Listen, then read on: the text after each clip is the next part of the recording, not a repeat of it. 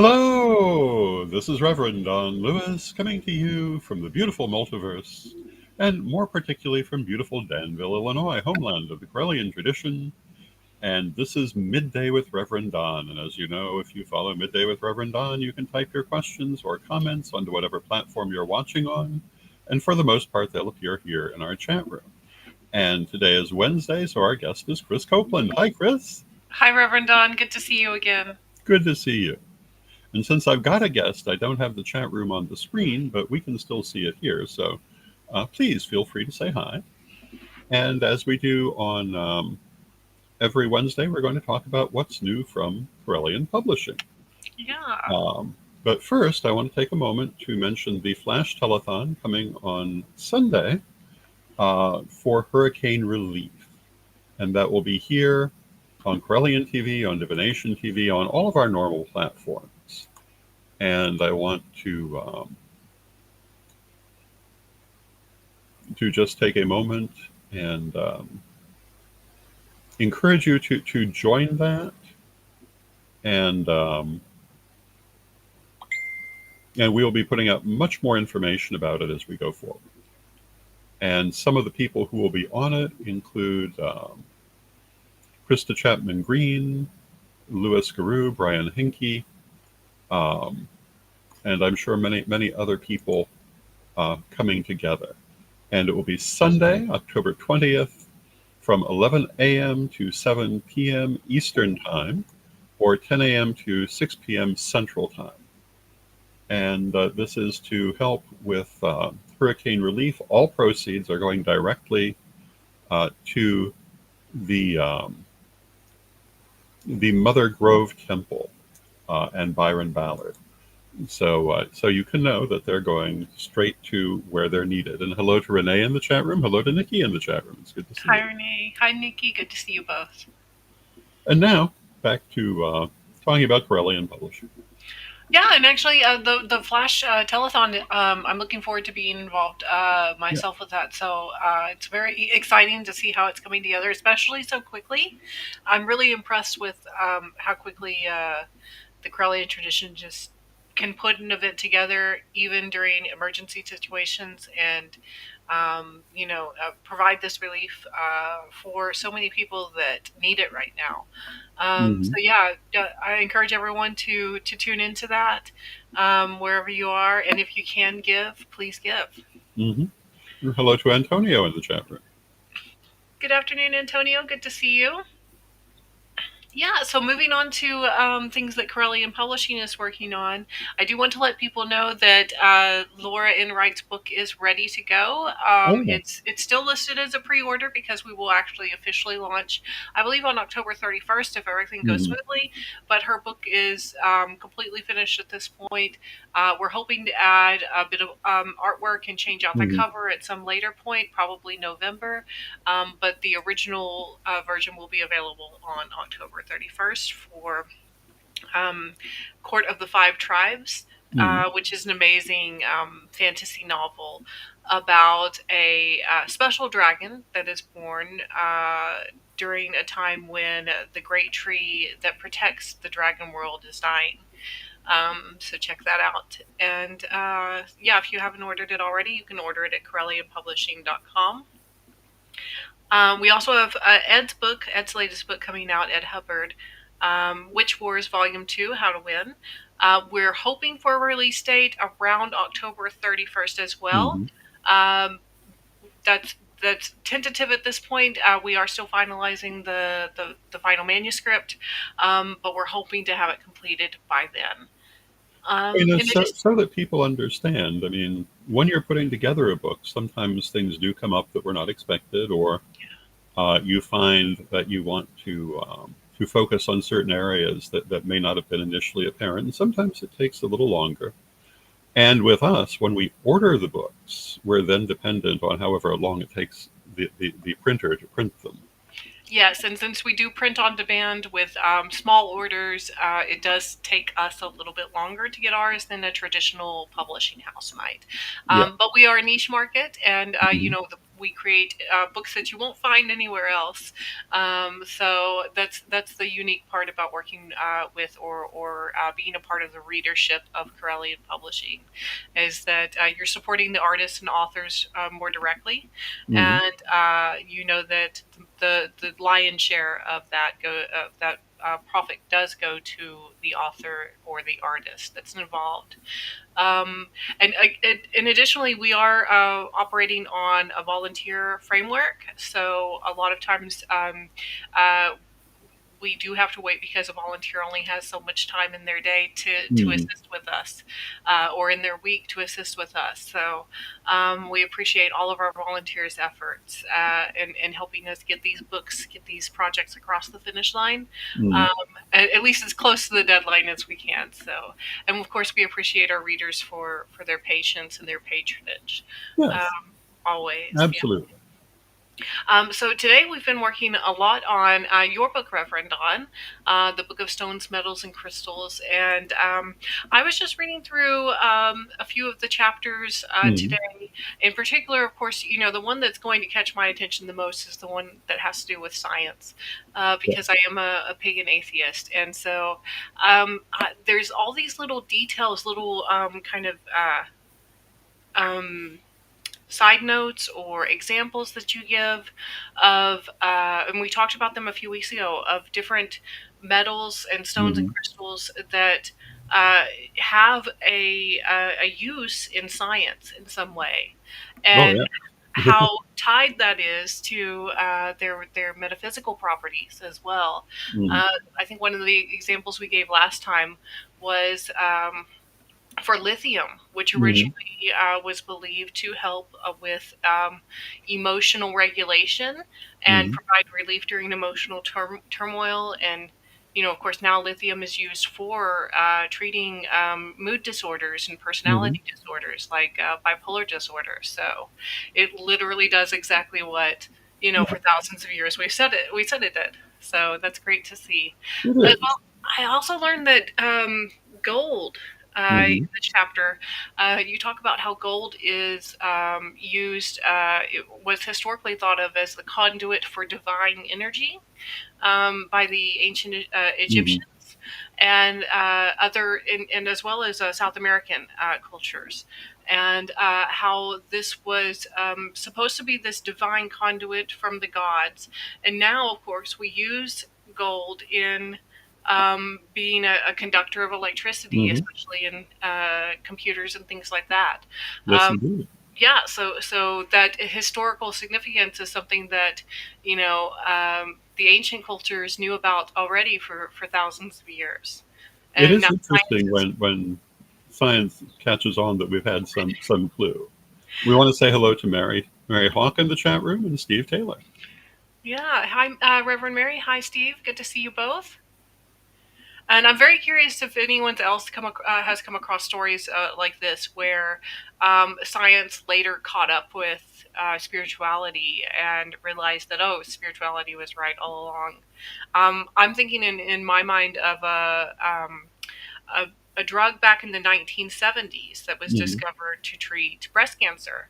And the way it was discovered was scientists studying breast cancer went to the Amazon and Mm-hmm. asked the shamans there, "What do you use when women come up with, you know, these lumps in their breasts? How do you treat it?" And the plant they pointed to um, was later analyzed by the scientists and actually shown that it does have cancer treating properties. Mm-hmm. And now it is used in one particular type of cancer, and now has an 80% success rate with treating that cancer. So, And that's yeah, wonderful, right yeah, across the board. exactly. That ancient wisdom just coming back and, you know, teaching science a thing or two. I love to see that. Yeah. Yeah. Well, back in the 70s and since, there has been a lot more scientific effort to look at what traditional peoples have done. Um, the most sensational example being zombinol, which you might remember from the movie The Serpent and the Rainbow. The idea of finding out the drugs used to make zombies and then marketing them, but which is a true story, but it didn't actually happen. They went in search of it, they didn't find it. But the biggest success story in that way is probably quartz crystal. Yeah, Look how heavily involved it is in our technology today, to the point that we wouldn't have this technology without it. And historically, what did it do? It amplifies, it communicates, it's good for directing energy. And what does it do in technology? Those things. absolutely. And you have this section in there about the crystal web and its use of Hmm. quartz crystals with amplifying energy. Yes. Could you tell us a little bit more about the crystal web? I know that we have a booklet available on the website at CorellianPublishing.com, along with crystal access points that we can send Hmm. you. Yeah, So if you're interested in joining the crystal web, that's how you can do it. that's one way you can do it. Absolutely. The crystal web was created on the 8th of August of 1988 by Ed the Pagan as part of the Newcastle Society. It's widely used in the Corellian tradition because the Newcastle Society and the Corellian tradition kind of came together. Um, every 11th of the month, we do a ritual to strengthen and heal the web, and you can join that here on Corellian TV or Divination TV. Um, and, there are crystal access points literally all over the world. Um, I don't think there's a continent that doesn't have some. Asia probably has less than anywhere else, but there are some there, particularly in the Philippines. Um, I believe a little bit in India, but even Antarctica has not one but two crystal access points from different times when witch school students were stationed in Antarctica and made crystal access points. That's amazing. It is. We were amazed when it happened.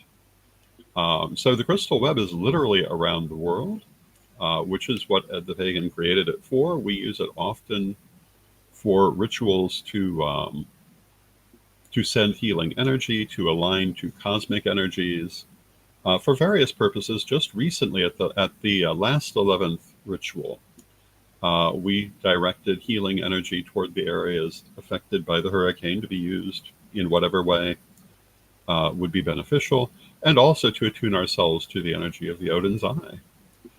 So these are some of the things we use the crystal web for, and it is a vast undertaking. I mean, it is literally quite global. Yeah, it's fascinating to see how it has grown in the past 20 years that I've been in Hmm. the tradition. So I'm looking forward to seeing, just how big this web continues to grow throughout the rest of my lifetime. Yes. Uh, yeah, so that was one with gold and quartz crystal as well. Hmm. Also, you discussed copper Hmm. and its historical use in metaphysical healing, Hmm. particularly to enhance the flow of energy and to promote physical well being. And of course, now we use it for anti inflammatory properties. Hmm. We have copper bracelets that help with arthritis and joint pain, and that was just a really cool tie-in to see again that the metaphysical properties are still are confirmed by Hmm. science. Yeah. It's interesting. When I Back when I was training back in the 1970s, copper was far more commonly used in magical items than it is today. And probably the most popular form of magic wand in use at that time was made of wood but included a copper wire to conduct the energy. Something nobody would consider necessary today, but it was a big deal back then. And it speaks to how things are constantly changing and evolving. And when new evolutions come along, it's good to remember that there have been past ones also, and that we are constantly changing, like everything else in life. Absolutely. To kind of round out that chapter, the scientific part of the chapter, you also include a very practical guide for how to properly source stones, metals, and crystals. Mm-hmm. And you were very adamant that you wanted to keep the phrasing of it being a moral thing Mm-hmm. and not use the term ethical. Could you talk a little bit more about why you prefer to use the term moral over ethical? People take it more seriously. Very often when people use the term ethics, they really don't mean much by it. It's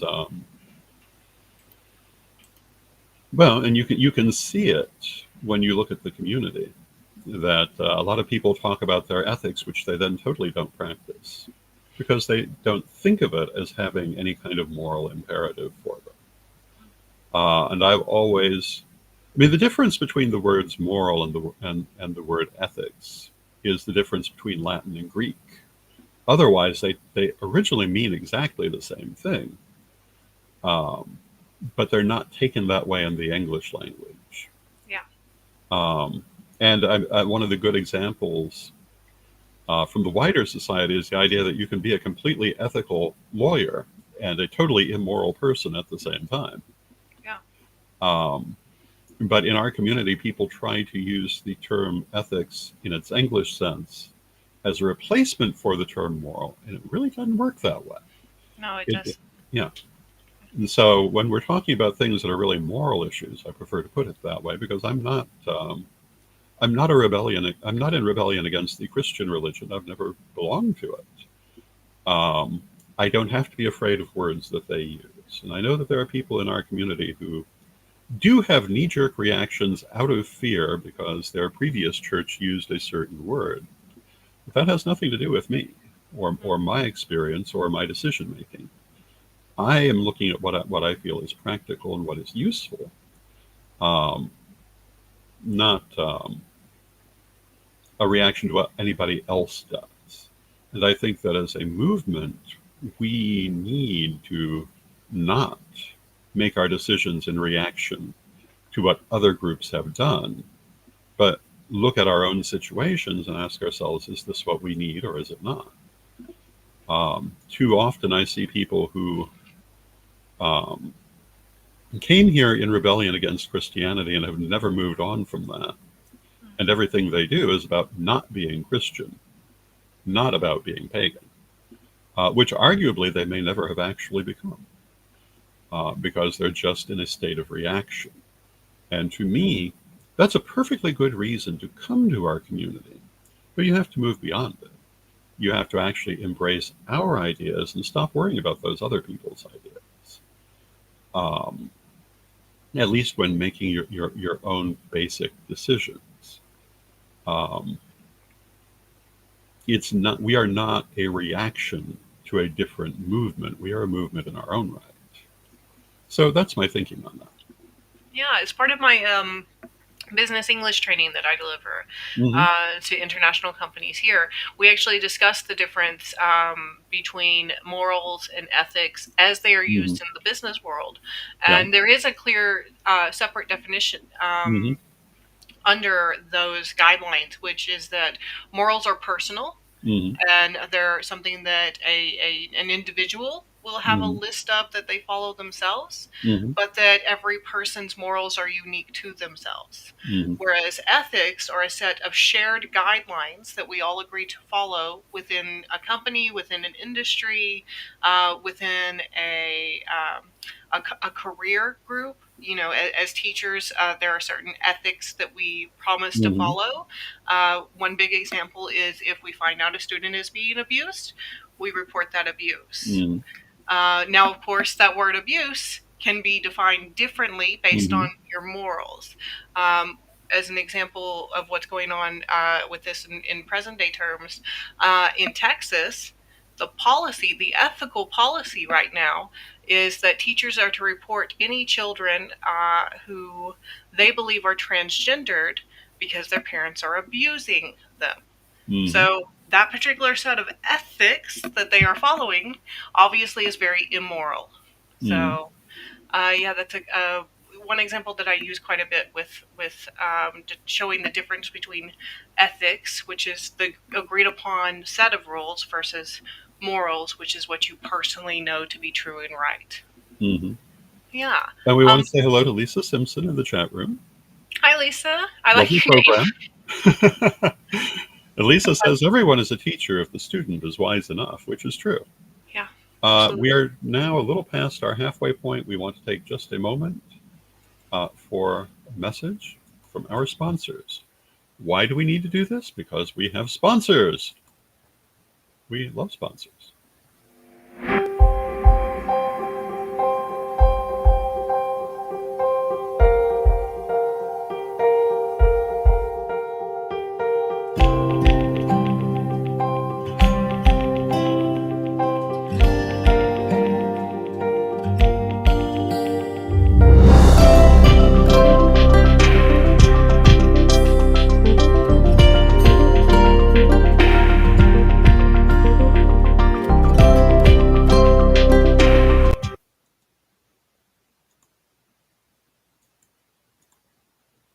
Ready to unlock the secrets of the universe? Join me, Reverend Don Lewis, for my metaphysical and magic auctions at Gaia Thrift at whatnot.com. Discover fascinating artifacts, mystical crystals, and rare and unusual books that could change your life. Don't miss this chance to bring a little magic into your world. Reverend Don's Metaphysical and Magic Auctions, where the extraordinary can become yours. And we want to thank our sponsors, Equinox Learning Hub and Reverend Don's Metaphysical and Magic Auctions, and our next auction is scheduled for tonight. So join us for that, and we'll have some interesting things. And Mary says, we love our sponsors. Yes, she's right, we do. Yes. And the definitions of ethics and morals. Yeah, I love discussing maybe that's why I'm in publishing now. But I love discussing just like the origins of words and how they've changed over time and how we use them today. It's interesting to have those conversations without really any judgment. You can use the words that you choose to use. If you prefer ethics, if you prefer morals, whichever, it's up to you. It's your personal choice.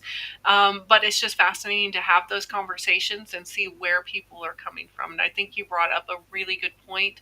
As someone who's come from Christian nationalism and left it for paganism, I also had, and still occasionally do. I don't think it ever fully goes away.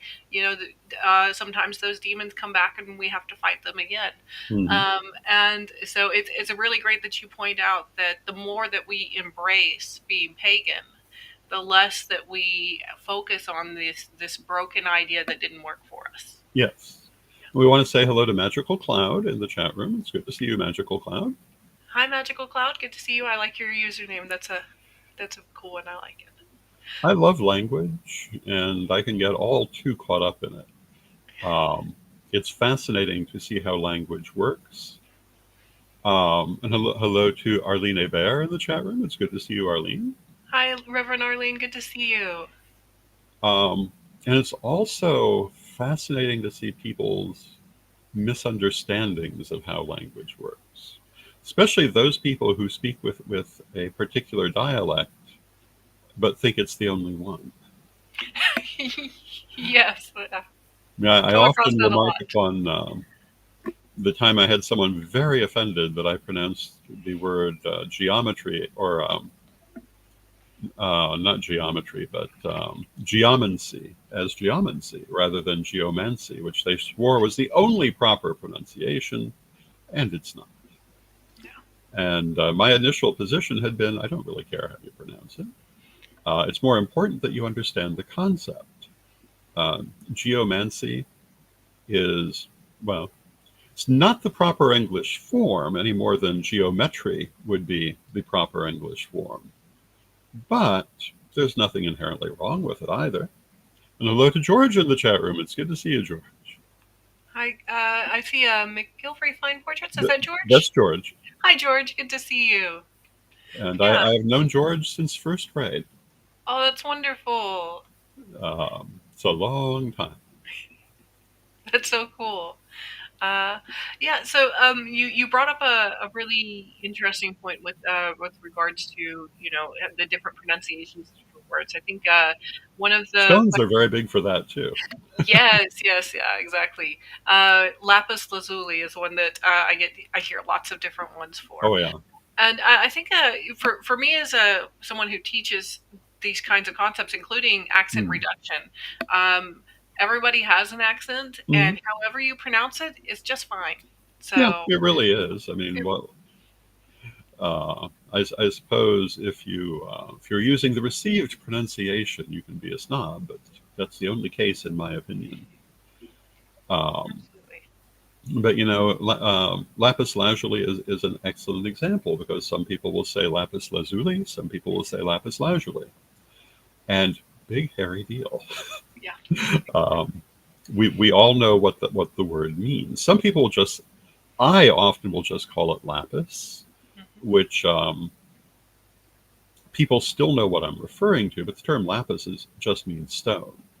So it probably is not the ideal shortened form of it, but custom rules. What can you say? Absolutely.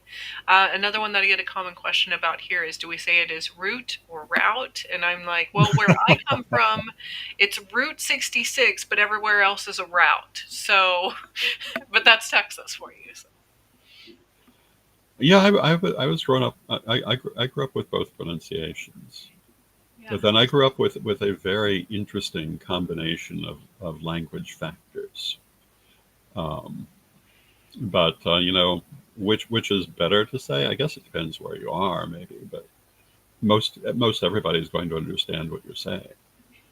Absolutely. The only That's advice time, that I give to my students with yeah, that regarding that. It's use whatever is common in that area, yeah, and people will tend to just like you more because you're using their version of the word. So yes, if you want to, make friends and influence people, that's a good way to do it. it Mimic is. their language, mimic their body language as well as their verbal language. Hmm.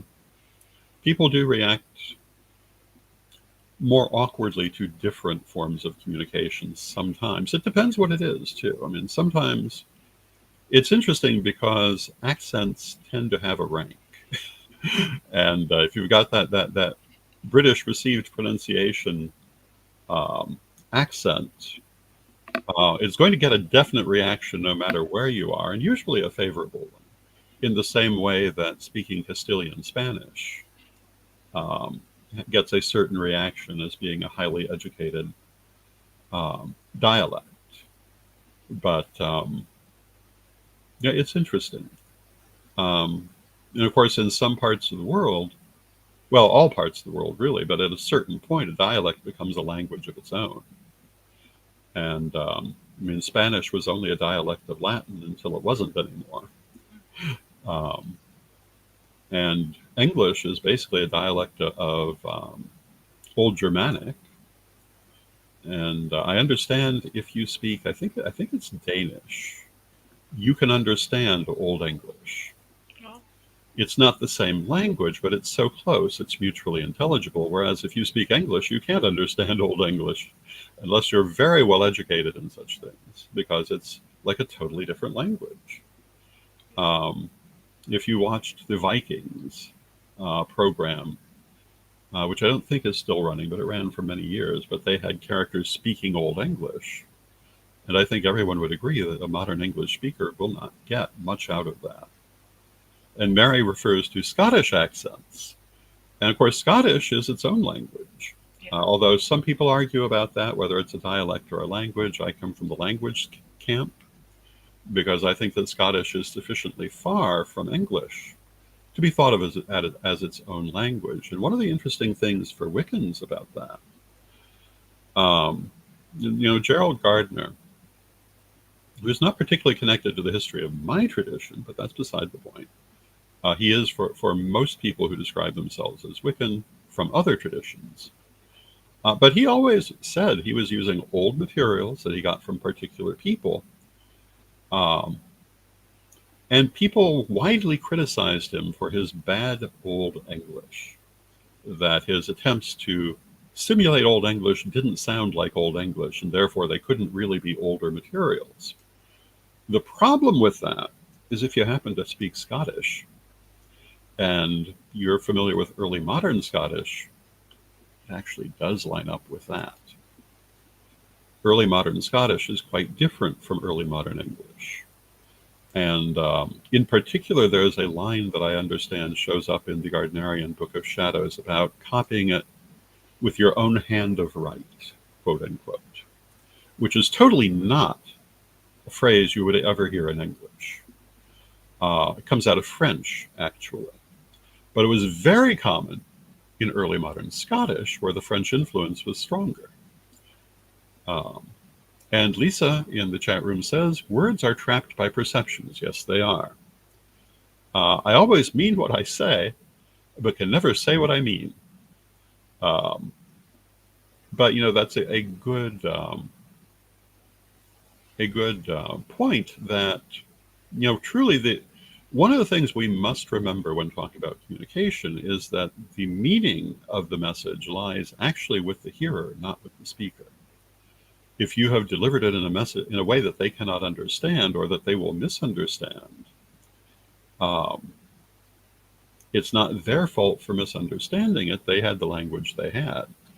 When you are in the business of communication, you do need to pay attention to what people can hear and work with that. With that, I see we've come to the end of our half hour. Do we have anything else we want to mention right quick? Well, not right now, but I think next week we can dive into a bit of some of the recommendations that you give for Yes. proper moral sourcing of stone. So I think that'll be a fascinating topic for next week. Very good. Well, thank you, everyone, for joining us. Tomorrow, my guest will be Ed the Pagan, and we will have a big announcement tomorrow. And I have somewhat hinted at this, but we'll be making the actual announcement tomorrow. I hope you'll join us. Thank you, Krys, for joining us today. Thank you for having me. Thank you, everyone, for listening, and we will close with our prayer, as we always do. Divine Mother Goddess, Divine Father God, beloved ancestors, we ask you to help us to always be clear in our communications, and to help us to become aware of occasions when language may limit us, and help us to expand our understandings always. Beloved Mother Goddess, beloved Father God, beloved ancestors, we thank you with great love, and knowing you are always with us from respect, we thank you for your presence, and may you be blessed now and always. And may you be blessed, and